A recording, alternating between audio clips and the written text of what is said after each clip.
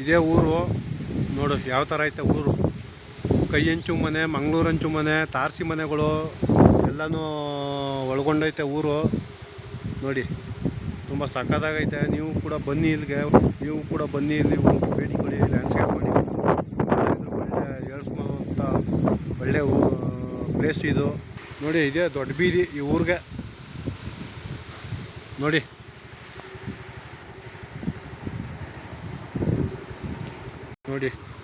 ಇದೇ ಈ ಊರಿಗೆ ದೊಡ್ಡ ಬೀದಿ ಅಂತಾರೆ ಇದಕ್ಕೆ. ನೋಡಿ ತುಂಬ ಸಕ್ಕತ್ತಾಗೈತೆ ಊರು. ಎಲ್ಲ ಕೈ ಹಂಚು ಮನೆ, ಕಂಬದ ಮನೆ, ಅದೇ ಥರ ಮಣ್ಣಿಂದ ಕಟ್ಟಿರುವಂಥ ಮನೆಗಳು ಕೂಡ ಇಲ್ಲ ಐತೆ. ನೋಡಿ ತುಂಬ ಸಕ್ಕತ್ತಾಗೈತೆ ಊರು. ನೋಡಿ ಇದು ಅಕ್ಷಯರ ಮನೆ. ಇವರು ಕೂಡ ಡ್ರಾಯಿಂಗ್ ಟೀಚರು ಅಕ್ಷಯ್ ಅಂತ. ನೋಡಿ ಅವ್ರದ್ದೇ ಮನೆ ಇದು, ಮಂಗಳೂರು ಹಂಚು ಮನೆ. ನೋಡಿ ತುಂಬ ಸಕ್ಕತ್ತಾಗೈತೆ. ನೋಡಿ ವೀರ ಆಂಜನೇಯ ಟೆಂಪಲ್ ಇದು. ತುಂಬ ಅದ್ಭುತವಾದ ಪೇಂಟಿಂಗ್ ಮಾಡಿದ್ದಾರೆ.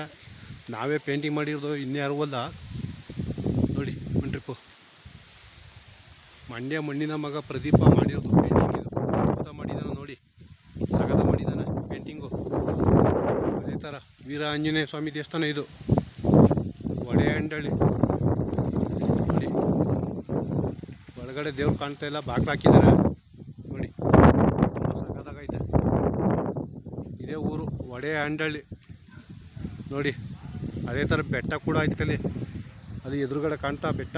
ನೋಡಿ ಮನೆ ಹಿಂಭಾಗ ಕಲಾವಿದ್ರಿಗೆ ಒಳ್ಳೆ ಜೋಡಿ, ಒಳ್ಳೆ ಏಳು ಮಸಂತ ಊರು ಇದು. ಬಂದು ಪೇಂಟಿಂಗ್ ಮಾಡಿ ಕಲಾವಿದರು ದಯವಿಟ್ಟು ನೋಡಿ. ಅದೇ ಥರ ಕಾಲುವೆನೂ ಕೂಡ ಐತೆ. ಒಡೆಯಂಡಳ್ಳಿ ಅಂತ ಹೆಸರು ಬಂದದ್ದು ಏನಕ್ಕೆ ಗೊತ್ತಾ ನಿಮ್ಗೆ? ಈ ಮೈಸೂರು ಮಹಾರಾಜರು ಕುದುರೆ ಸವಾರಿ ಮ್ಯಾಗಿಂದ ಹೋಗ್ಬೇಕಾದ್ರೆ, ಮೈಸೂರಿನ ಶ್ರೀರಂಗಪಟ್ಟಣ ಕಡೆಯಿಂದ ಬನ್ನೂರು ಮಾರ್ಗವಾಗಿ ಹೋಗ್ಬೇಕಾದ್ರೆ ಸುಲ್ತಾನ್ ರೋಡು ಅಂತಾರೆ ಇದಕ್ಕೆ, ಈ ರೋಡ್ಗೆ. ನೋಡಿ ಇದೇ ಸುಲ್ತಾನ್ ರೋಡು. ಇಲ್ಲಿಂದ ಹೋಗ್ಬೇಕಾದ್ರೆ ವಡೆ ಮಾಡ್ತಿದ್ರಂತೆ ಇಲ್ಲಿ. ಆ ವಡೆ ತಿಂದಕ್ಕೆ ಇಲ್ಲಿ ಮೈಸೂರು ಮಹಾರಾಜರು ವಡೆ ತಕ ತಿಂದ್ರಂತೆ. ವಡೆ ರುಚಿಯಾಗಿದ್ದು ಅಂತೆಲ್ಲ ತಿಂದ್ಬಿಟ್ರು ಅವಾಗ ತುಂಬ. ಅದಕ್ಕೆ ಇದಕ್ಕೆ ಊರಿಗೆ ಒಡೆಯಂಡಳ್ಳಿ ಅಂತ ಹೆಸರು ಬತ್ತಂತ ಇದಕ್ಕೆ.